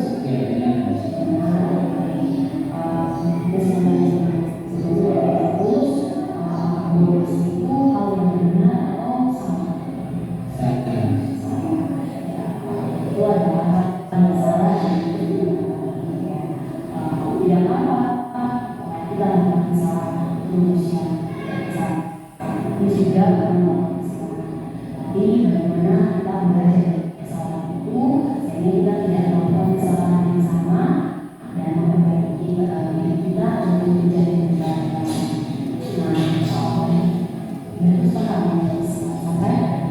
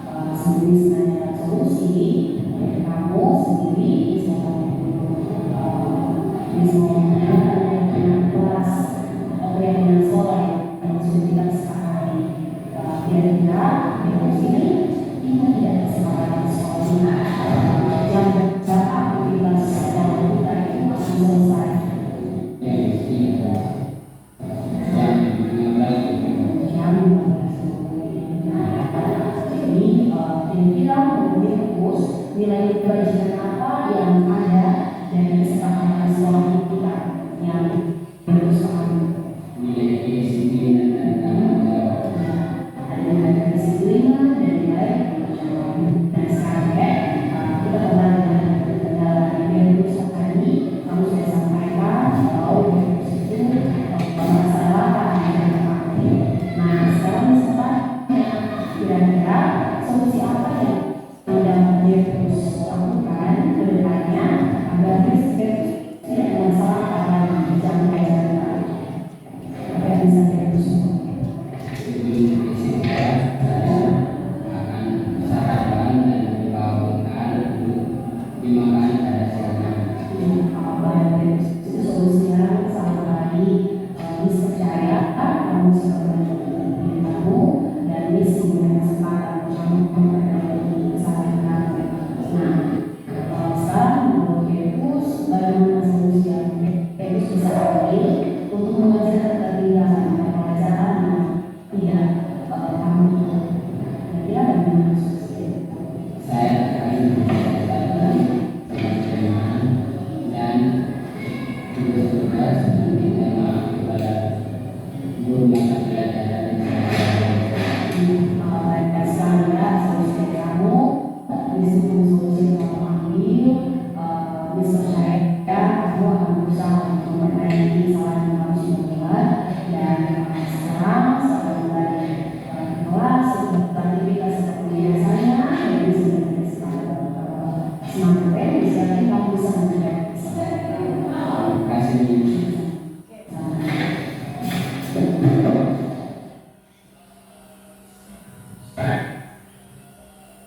Baik, selanjutnya ini ada umpan balik dari peserta didik ketika saya menerapkan segitiga restitusi. Lalu saya dan kelas 11 PS saya akan menyampaikan testimoni pendekatan penyelesaian masalah oleh Miss Yuda. Saya merasa lebih nyaman dan terbuka dibandingkan pendekatan sebelumnya. Saya memiliki kesempatan untuk menyampaikan alasan kenapa saya melakukan kesalahan karena diberi kesempatan oleh Miss. Sekian dan terima kasih.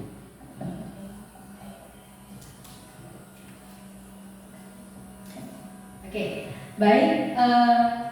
Kita sudah sampai di penutup penghujung sosialisasi kita. Namun ada beberapa hal yang saya mau tekankan pada tahapan segitiga restitusi. Pada tahapan segitiga restitusi ini diharapkan kita guru itu hanya membimbing atau menuntun atau mengkomunikasikan saja.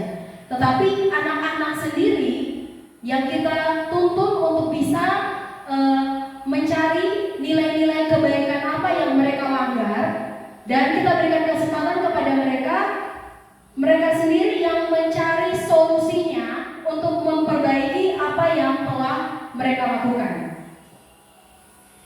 Baik.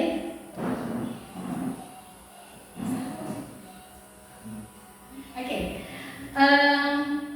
Di dalam penerapan program disiplin positif, hendaknya guru memiliki standar kepribadian profesional dan sosial yang baik, di mana guru mampu merefleksikan dirinya dalam posisi kontrol saat ini. Tadi teman-teman sudah merefleksikan sendiri posisi kontrol teman-teman dan saya itu berada di posisi kontrol mana, dan bagaimana perjalanan diri sebagai AMO atau sebagai manajer yang menuntut murid-muridnya menjadi insan mandiri, merdeka, dan bertanggung jawab sebagai standar nasional pendidikan.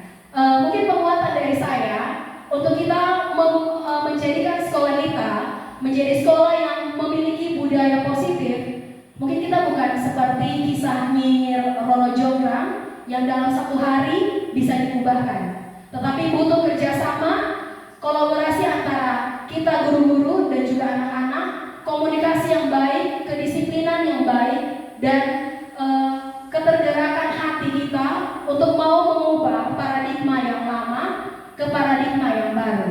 Mari kita semua bergandengan tangan untuk sama-sama membangun sekolah kita menjadi sekolah yang memiliki kebiasaan-kebiasaan positif yang menjadikan sekolah kita sebagai salah satu sekolah yang memiliki budaya positif. Demikian dari saya kembalikan ke Miss Ayu.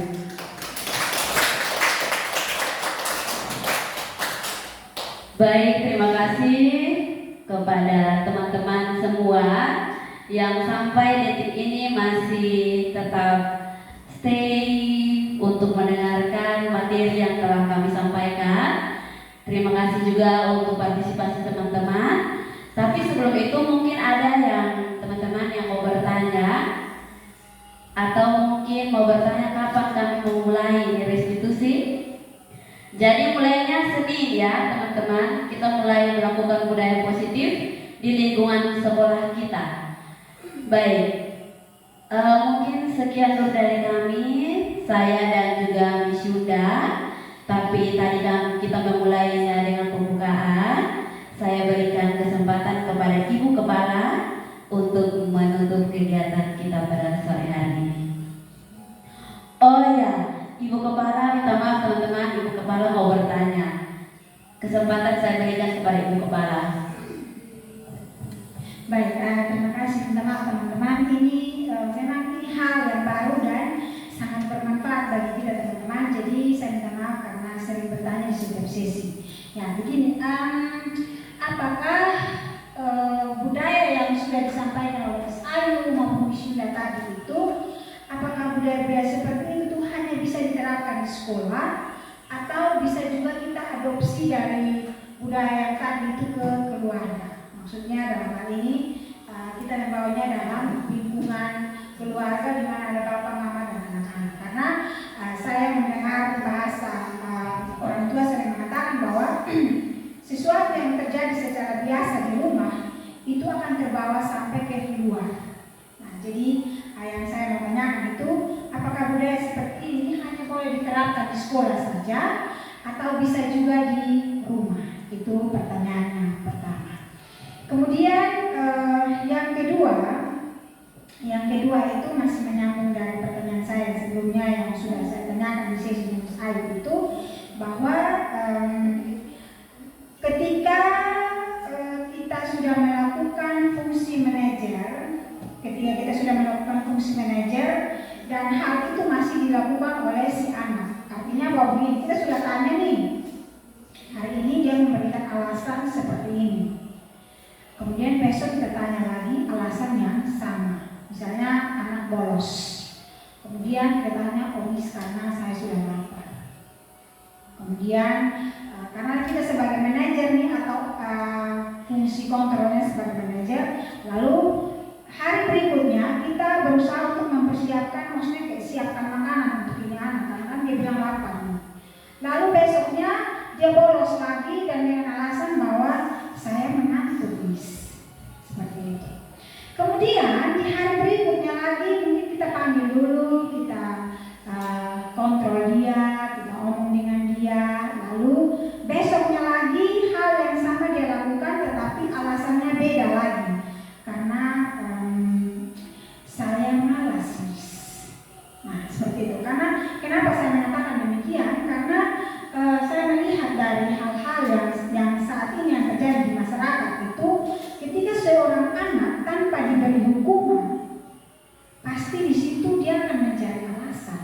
Karena mereka beta begini pasti miss nanti kalau sudah beta tanya dulu saja, saya tanya kamu saja, saya sudah memberikan alasan yang ini pasti miss bilang oh nggak sudah.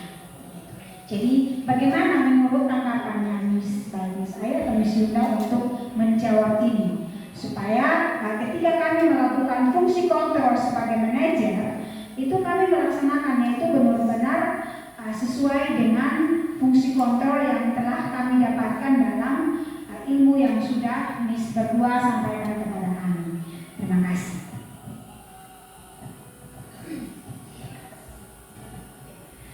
Baik, terima kasih atas pertanyaannya Ibu Kepala. Hari ini Ibu Kepala sangat antusias mendukung ini sekolah dikontrol langsung oleh Ibu Kepala dan penerapan budaya positif ini akan dilakukan di sekolah ini. Baik, berkaitan dengan pertanyaan yang pertama, apakah budaya positif ini bisa kita anut dan bisa kita terapkan di sekolah, di rumah misalnya? Ya, sebenarnya penerapan budaya positif ini karena berkaitan kita sosialisasinya di sekolah ya, tetapi bisa dianut untuk dilaksanakan di rumah dengan proses posisi kontrolnya orang tua itu sebagai manajer. Jadi mereka melakukan pembiasaan keyakinan nilai-nilai positif dan dari nilai-nilai positif itu seorang orang tua bisa mengambil posisinya sebagai manajer. Ketika anak melakukan kesalahan, orang tua bisa menggali kembali. Kira-kira kesepakatan, keyakinan, nilai-nilai yang kita sudah sepakati itu apa? Jadi bisa dilakukan penerapan budaya positifnya itu juga di rumah dengan tahapan-tahapan yang seperti tadi sudah dijelaskan ada 3 tahapan dari segitiga restitusi itu. Nah, berkaitan dengan pertanyaan yang kedua. Pertanyaan yang kedua ini sebenarnya sulit juga untuk saya jawab karena saya pun mengalami sendiri ketika berusaha mencoba melakukan posisi kontrol sebagai manajer. Kali ini saya buat 2 kali, 3 kali, manusia punya batas kesabaran.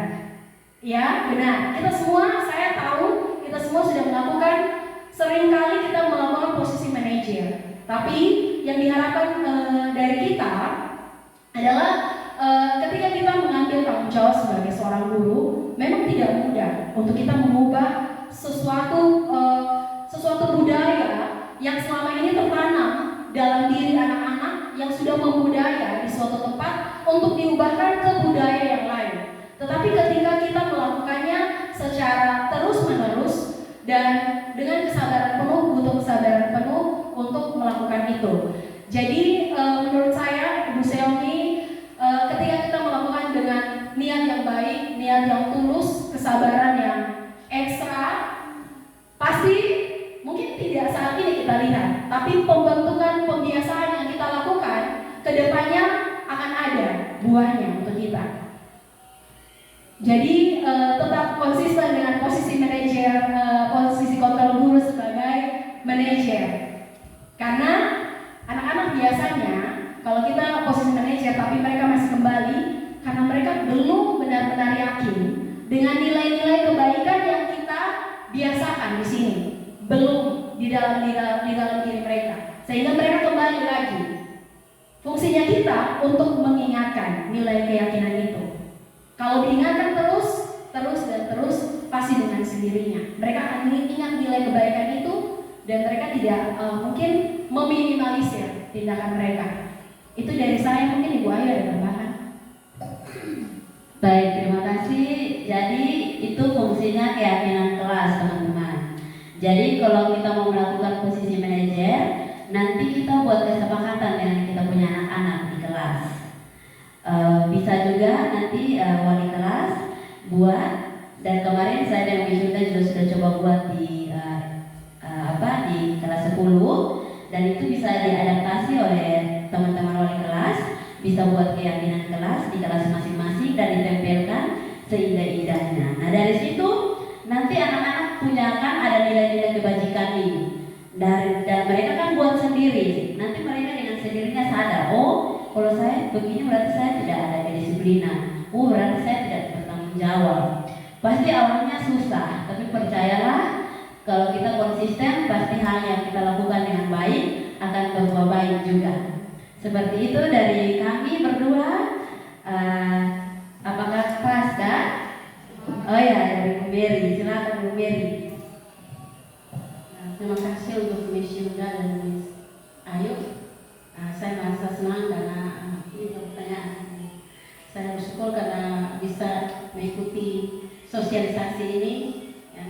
Karena ketika waktu tadi Miss Ayu menyampaikan sisi pertama tadi, yang saya ingat itu di rumah. Ya. Maksudnya saya berkata dalam diri saya bahwa itu 5 standar itu saya bisa adopsi untuk saya berlakukan di rumah, karena ketika di sekolah dan ketika saya pulang di rumah saya sebagai seorang ibu, dan kadang-kadang hal-hal itu yang saya lakukan, ya seperti itu. Dan tadi saya merasa sedih karena ya beban kerja, sebab kita sibuk, tidak punya waktu dengan anak-anak, artinya kadang-kadang pola-pola itu kita bawa ke rumah dan anak-anak kita jadi korban. Ya. Terima kasih Miss Ayu, Miss Yunda atas materinya, dan saya terima kasih.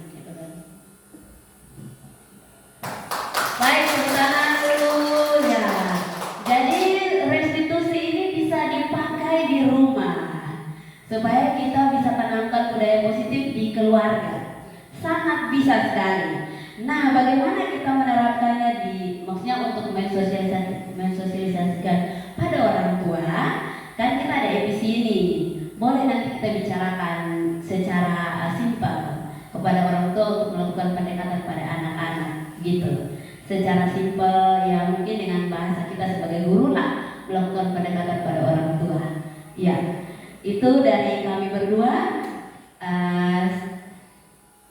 Karena tadi kita kegiatan kita dibuka oleh Ibu Kepala, jadi saya berikan kesempatan kepada Ibu Kepala untuk menutup kegiatan kita pada sore hari ini. Baik, terima kasih banyak untuk Miss Ayu dan juga Miss Yunda yang membawakan materi hari ini dengan sangat luar biasa. Mari kita berikan aplaus yang panjang untuk mereka. Kenapa teman-teman? Karena ini adalah hal yang baru buat kita semua. Jadi saya sangat bersyukur atas materi-materi seperti ini yang sudah teman-teman berdua bagikan bagi kami. Jadi memang secara tidak sengaja juga kenapa Tuhan mengizinkan mereka lulus di CGP Angkatan 9 ini ya. Karena ada nilai-nilai positif yang harus mereka bagikan ke kita di sini untuk masa depan anak-anak yang akan kita didik di tempat ini. Bukan akan ya, tapi yang sedang kita didik di tempat ini. Dan tadi juga sementara waktu selesai saya bertanya pertanyaan yang terakhir itu ke Miss Ayu dan Miss Yunda, itu saya juga sudah terbersit di pikiran saya bahwa saya harus menyampaikan ini ke orang tua pada saat EPC, dan saya sudah menginformasikan kepada Miss Maria untuk tanggal 6 ketika masuk kembali sekolah itu beliau harus mengeluarkan surat untuk EPC tanggal 7, dan tanpa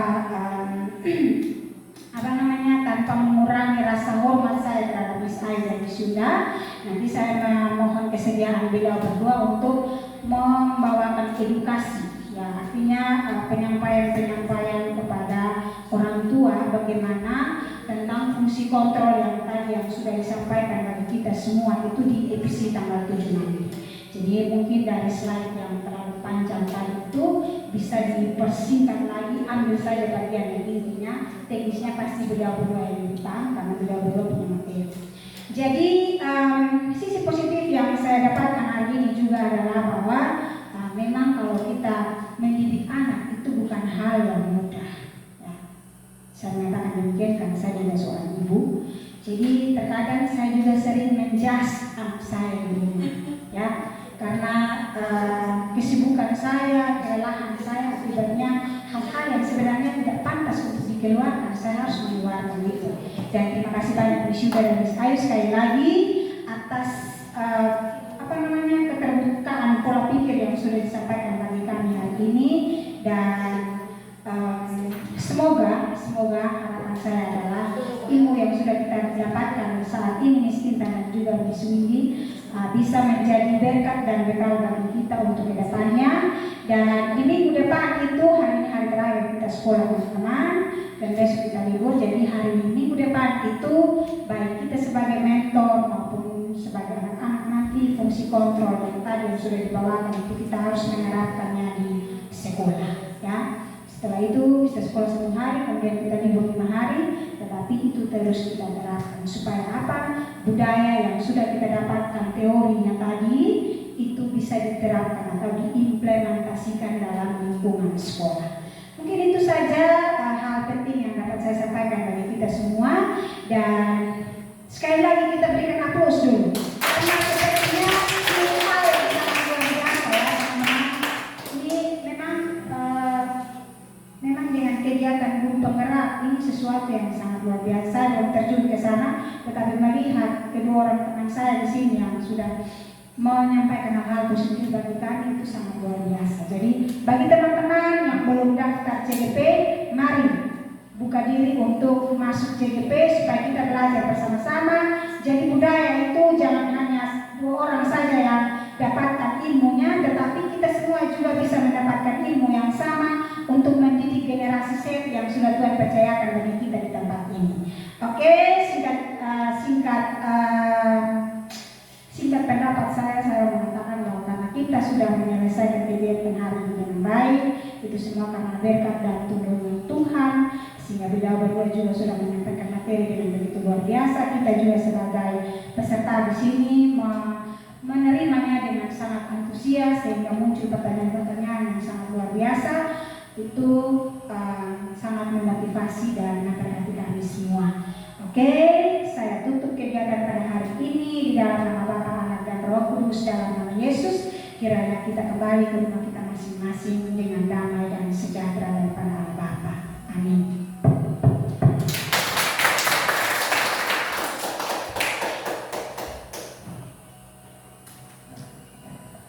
Baik, terima kasih Ibu Kepala telah menutup kegiatan kita, dan juga saya sekali lagi mengucapkan terima kasih kepada rekan-rekan guru dan juga Ibu Kepala. Saya atas nama Yudita Wenvini dan juga rekan saya Yuliana Dorina Rosmitalan, calon guru penggerak angkatan 9, mengucapkan terima kasih atas partisipasinya, dan sampai jumpa lagi di kegiatan mungkin di kegiatan positif selanjutnya. Demikian, Shalom.